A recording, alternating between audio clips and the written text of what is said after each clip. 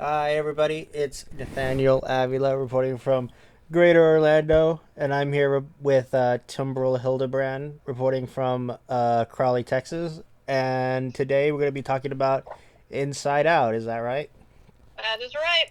All right. What's your initial thoughts on the film? This movie is one of Pixar's best, in my opinion, and one of the best ones they've made in the past couple of years. It really speaks to some of the creativity that's been poured out of the Pixar studio, like throughout their entire time. Right. Like, if you would make a top 10 Pixar movie list, would this be like number one? It's definitely one of the best. Okay. So I'm gonna get into some background of this film. And I think the story behind this film could also lead to why this film was so good. So it started off with the director of the film, Pete Docter, when he was a child. So his when he was a kid, his family relocated to Denmark so that his father could study the music of Carl Nielsen. So while he was there, his sisters had an easy time adjusting to the new surroundings, but he didn't. He felt like he was judged constantly by his peers. So while the other kids were interested, Nathaniel, yeah, so sorry. You cut out for a second on my end. Continue. Just okay, wanted to make sure you could hear me. yeah, I'm here. All right. So you got the part where he moved to Denmark, right?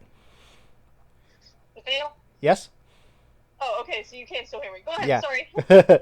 Okay, so he moved to Denmark. So while he was there, the other kids were more interested in sports and stuff. Doctor was sat alone, drawing and stuff, which actually ended up leading him into animation, and his social anxiety kind of stayed with him until the end of high school.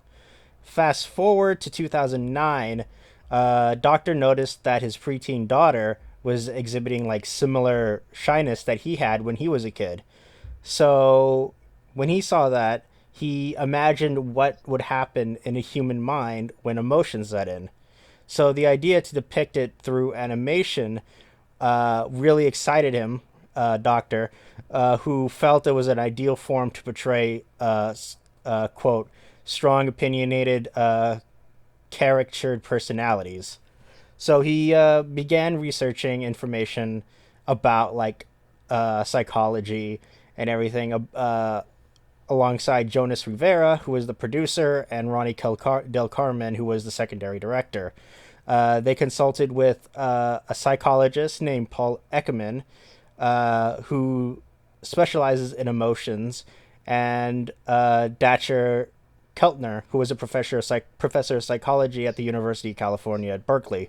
So Ekman, he was mostly known for identifying what is known as the six core emotions that every person has, which is fear, anger, sadness, disgust, joy, and surprise.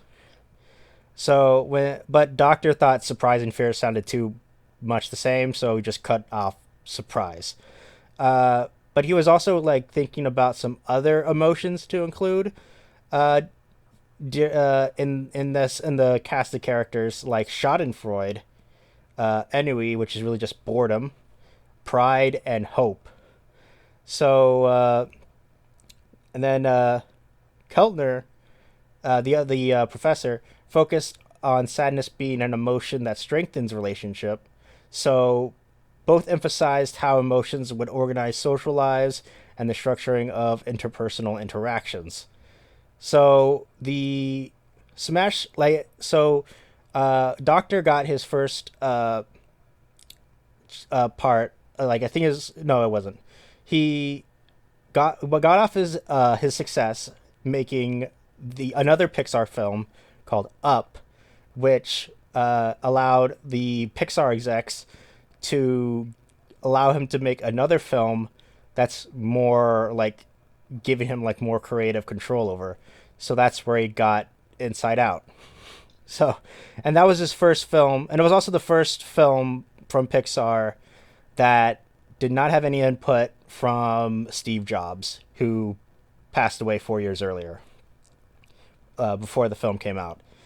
In addition, the film did not have much input from the CCO John Lasseter, who was focused on reconstructing the Disney Animation Studios in Burbank at the time of its production, and the executives of Disney and Pixar were very positive of the approval of making Inside Out, but they thought it would be kind of difficult to market. But uh, history has shown that that is not the case. I think it made a lot of money. So, Yeah. what did you think of that? Knowing that Inside Out was such a personal film for Pete Docter, the director. I mean, that doesn't surprise me at all. For something that delves this deep and so personally in a way that I guess many people, including myself, can connect with, it doesn't surprise me at all that the guy who was behind it um, based it off, or inspired it somewhat off of real events.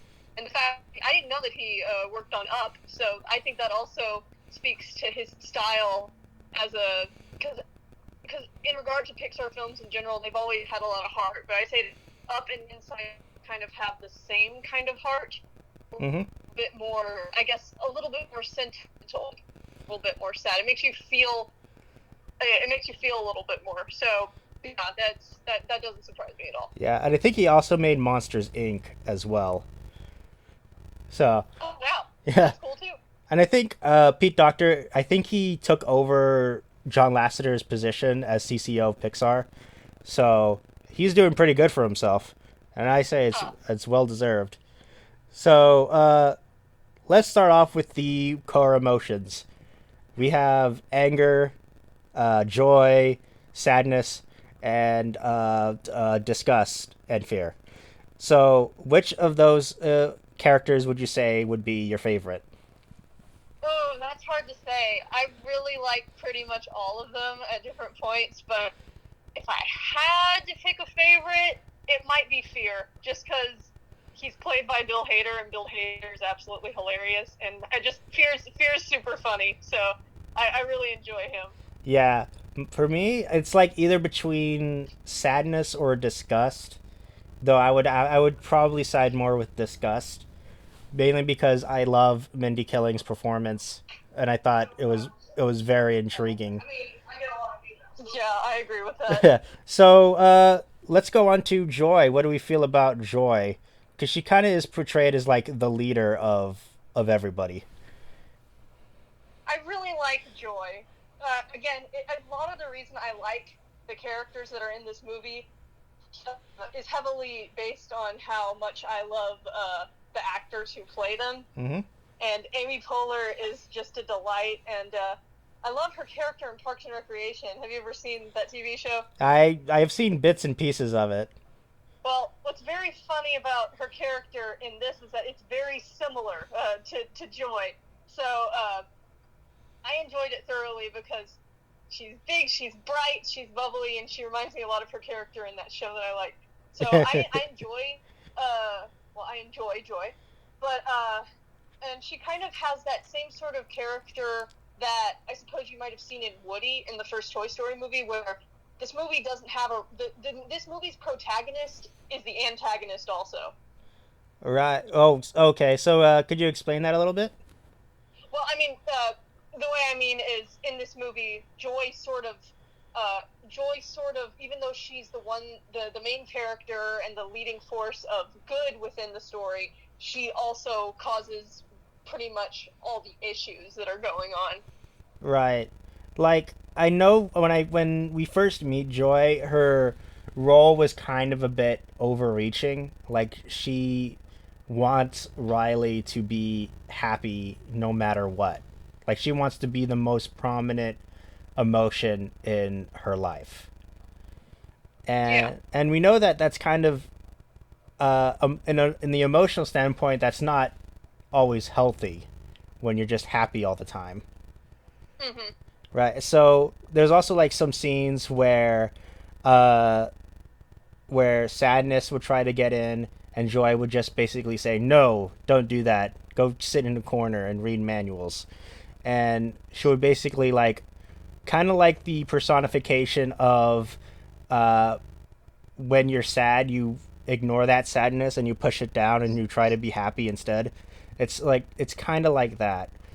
So, Hmm. what do you think about like how this film shows that it's okay to be sad?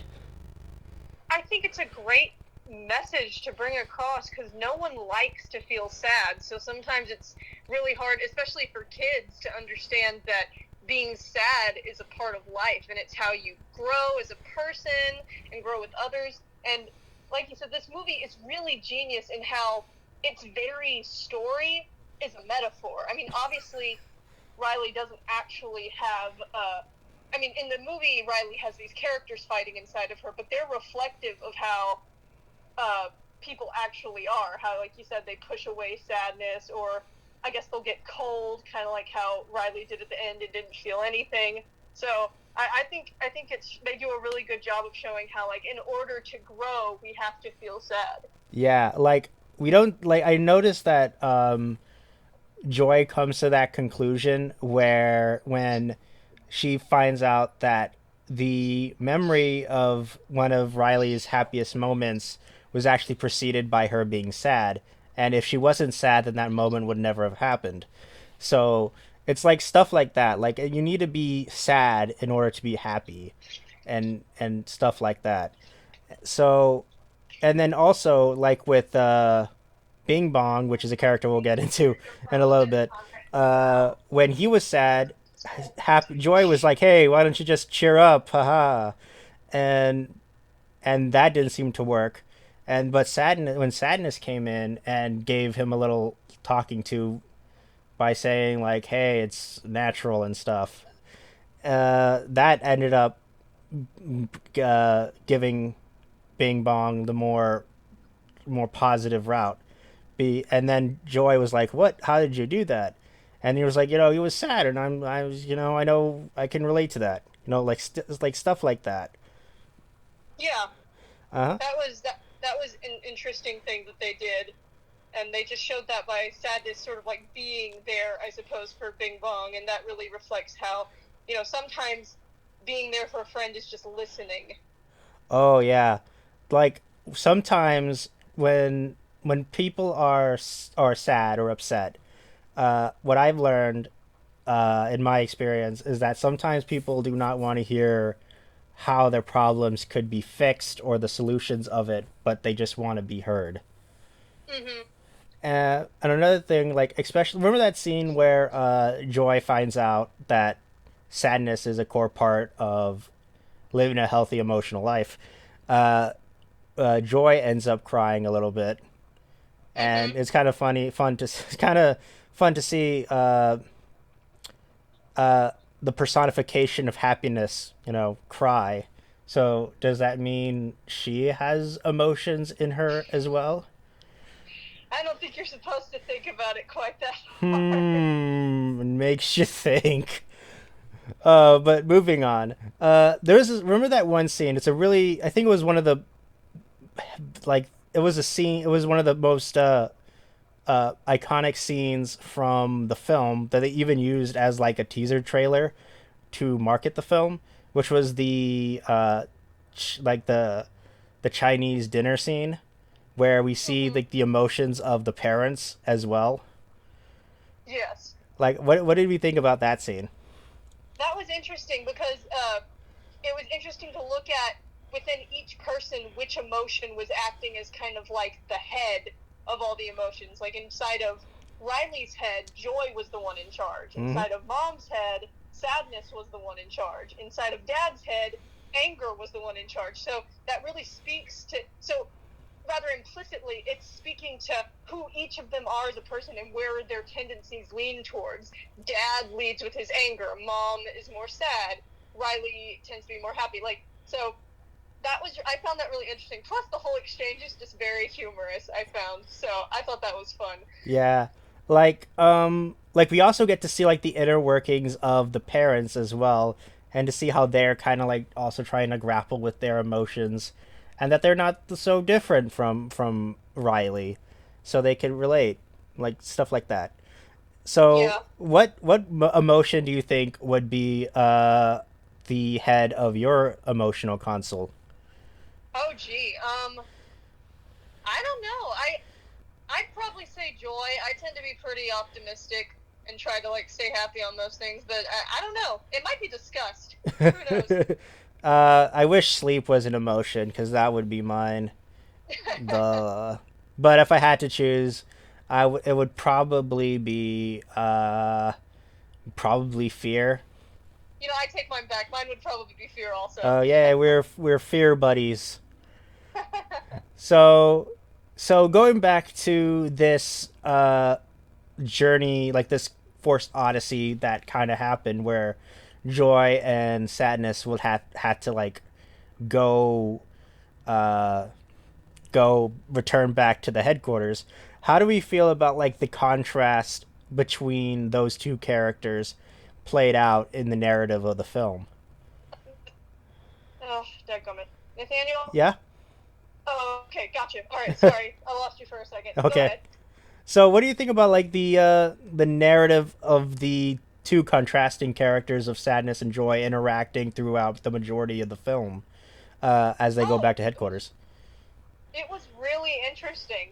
And again, since it's two actresses that I know from certain roles, like Amy Poehler, I know her primarily from Parks and Rec, and then the lady playing Sadness is Phyllis from The Office. Yeah. So in a way, it's kind of like Leslie Knope and Phyllis are going on an adventure together. So it's very touching, but also it's very humorous to see how they react to certain things. I particularly liked the part where every time Sadness gets too overwhelmed, she'll just fall on the ground. And I thought it was particularly funny when Uh, they were walking around and Joy's talking to her. She goes, "No, don't stress about the sadness of life. Remember that fucking movie where the dog died?" It was so funny. yeah, That was a lot of fun. I could And then totally she had to relate. just drag her around. Steph, I could totally relate. I'm sure we all have those days sometimes. For sure. So, and then as they go back into the maze of memories and stuff, they meet Bing Bong, Riley's imaginary character. Imaginary friend? What do we think about that particular character? Oh man, that character broke my heart. He was a good character. He was funny until he disappeared, and that really broke my heart. But I thought it was really cool that they had him in there because he represented Riley growing up and not needing an imaginary friend and all that stuff. And it was really sweet. I liked his character. He was fun. Yeah, and like, was his quote unquote death like top 10 saddest fictional deaths? Nathaniel, what was that? Was his like quote unquote death like top 10 saddest fictional deaths? I don't know if I'd say saddest fictional deaths overall, but it's definitely one of the sadder ones in the Pixar movies. Okay. So, going off of the whole idea that of growing up, like I think that's also, and I like one of the main themes of the film that uh, sometimes people grow up and things are not always going to be the same. Like when Riley finds out that her friend from Minnesota started hanging out with this other girl, and she got really upset about it. Uh, and then we see anger with a newspaper that says replaced or something, and Oh yeah, that was interesting. yeah, so it shows like people like move on, they grow apart. It's just a part of life, and that's okay. Sometimes when like the islands are supposed to be like the anchors of Riley's personality and interests, and sometimes things replace other things, and we see at the end where like there's new islands and everything. It's supposed to like show that Riley's growing as a person and getting new interests, and Yeah, and like stuff like that, and it's a pretty interesting thing to see, uh like in a personified form. yeah, for sure. I Yeah. liked the end where Fear goes boy band island. Hopefully, that's just a phase. Snap. Did you have a That was phase like funny. that? I'm sorry. Did you have a boy band phase? Heck no. Oh no, I was really into the Jonas Brothers. What? They were a good band. Okay. They had. You know what? I won't judge. I had my share of Jonas Brothers esque interests as a young girl. Yeah, and then like when they reunited, I was like, "Oh yeah." Shh. What? What do you mean? Shh. Blast that on Spotify on repeat. Well, that's Okay. good. Yeah. So, what do we think about like the parents? How do you think that they handled this entire situation with Riley? Well, I think the big thing with the parents is that Riley doesn't really talk to them, and so in that case, they're not really able to help her until like she just runs away because she's not willing to talk about what's bothering her. Like she's emotionally distant. Yeah, but at the same time, I guess you could say I think the parents did a pretty good job, given the circumstances. Because as someone who's moved around a couple of times, it's hard on the parents just as much as it is on the children, if not more so.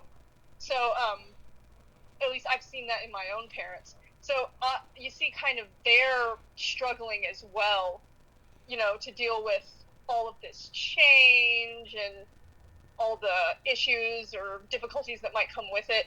So, in the midst of that, it's possible they might somewhat overlook what Riley is going through. But at the Mm. same time, Riley, she doesn't really feel like she can talk to them. So, it's it's sort of a mixture of, Riley's not willing to talk, and the parents, they may not be reaching out as much as they could. But I think the parents are good parents that they reflect in this. Yeah, they're definitely really good parents. They just kind of just got caught up in the whole move and everything, and I can tell that they're really trying their best. Uh, Yeah. and also, like, what do we think about the? He's a really minor character, but the boy at the end. Oh, I thought that was really cute. There's actually a short um, that came out with the movie that has him coming over to Riley's house to like walk her to school or something, and you get to see the emotions inside his brain and the emotions. I think it's mainly the emotions inside the dad's brain as he's kind of like giving him the interview.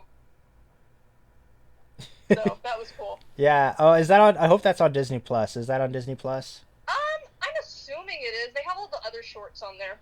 So it probably is. I haven't seen it, but that sounds really funny. So I Oh should yeah, it's probably check loads it of out. fun. Yeah.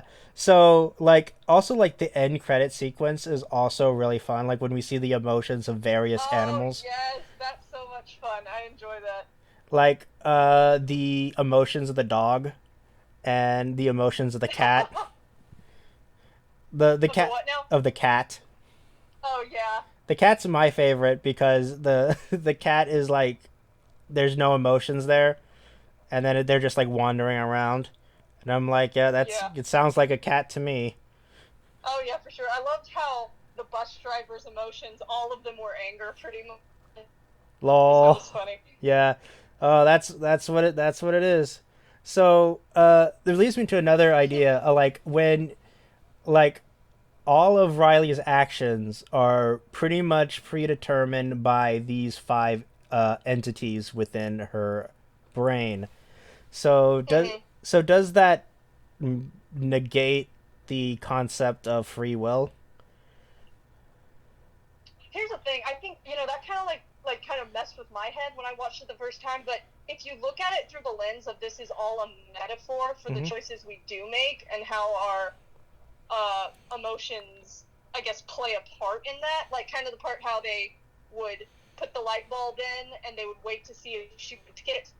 So, in that way, I think free will is there. It just, you kind of have to look at it through the lens of this is a personification, like you said, of emotions, not necessarily like how someone lives themselves. Yeah, like it also could also mean that a person is being when they're being like all of their actions are driven by emotion, right? Um, I guess, yeah. Yeah, like having your emotions control you and not you control your emotions. Yeah, exactly. Yeah. So, any final thoughts about Inside Out? Well, we haven't talked a lot about all the other emotions. Shouldn't we talk about them for a little bit? Oh yeah, you're right. Okay, so anger. What do we like him?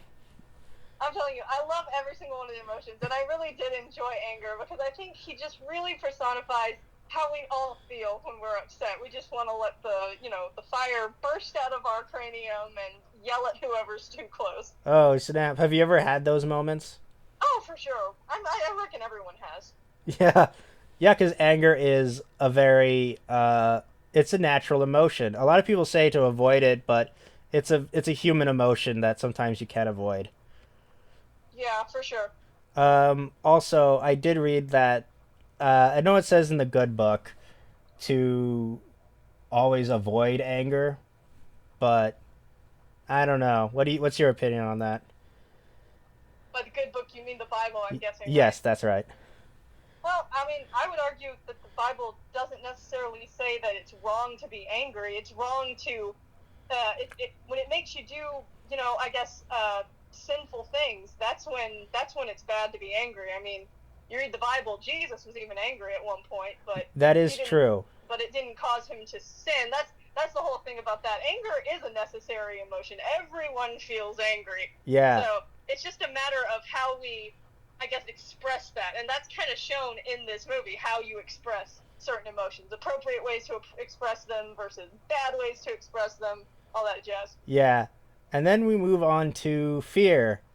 Like I think his biggest scene was the dream scene when he was like watching the dream Oh, unfold.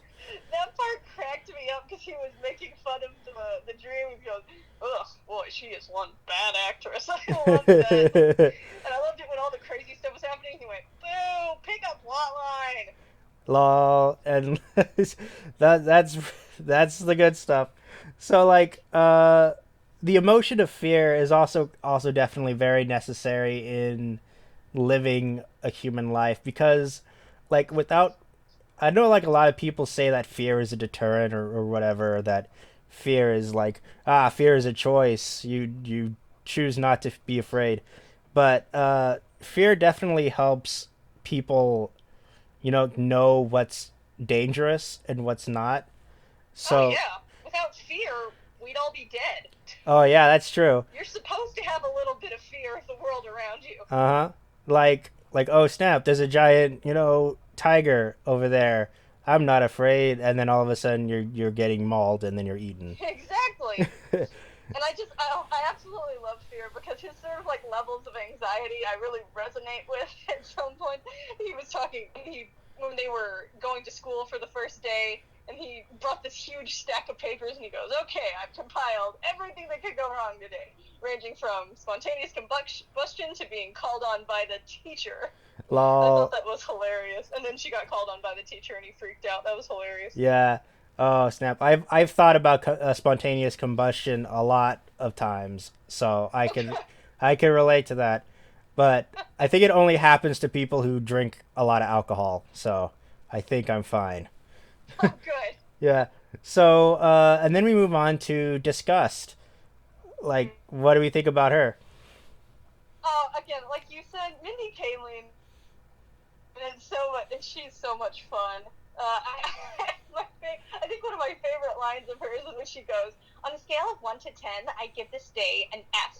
Like I remember watching that with my father, and he just cracked up laughing, and I did too. It was real funny. Oh, snap. You could slap that on a poster, print that on t shirts, and sell it. I'd buy it. Honestly, that would be a good idea. I think. I, Yeah. I think those would sell. Oh, Yeah. snap. I'd open up my wallet and say, Disney, take my money. I could give it. For sure. So, like, disgust is like not an emotion I would always think about, but it is there because Yeah, I was surprised that that was the one they decided to include with everything else. yeah, like disgust has a very similar function as fear, but like more of like tasting things. Like if you taste something that you find disgusting, it's probably bad for you, so you should spit it out and not eat it. But I mean, there's a lot of good things that are good for you that taste bad, like broccoli. I'm kidding. I like broccoli, but stuff like that. Like it's supposed to be like a survivalist thing that humans have. Oh, what in the world? Oh, I lost her.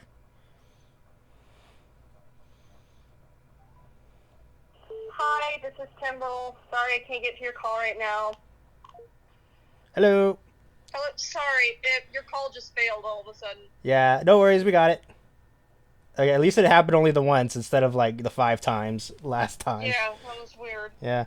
So disgust is really just like a survivalist thing that we humans have in order to protect ourselves from things that look bad.